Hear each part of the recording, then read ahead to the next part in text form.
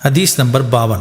حضرت معاذ بن جبل رضی اللہ تعالیٰ عنہ سے مروی ہے، آپ فرماتے ہیں میں دراز گوش پر سوار تھا، نبی اکرم صلی اللہ علیہ وسلم کے پیچھے تھا۔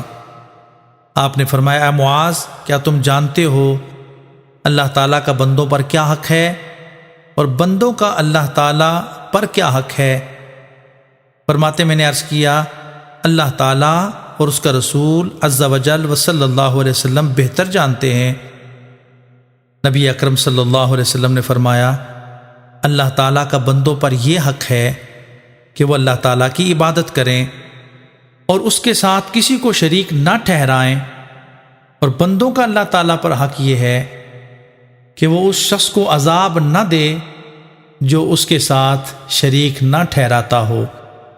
حضرت معاذ فرماتے ہیں میں نے عرض کیا یا رسول اللہ صلی اللہ علیہ وسلم، کیا میں لوگوں کو یہ خوشخبری نہ سنا دوں؟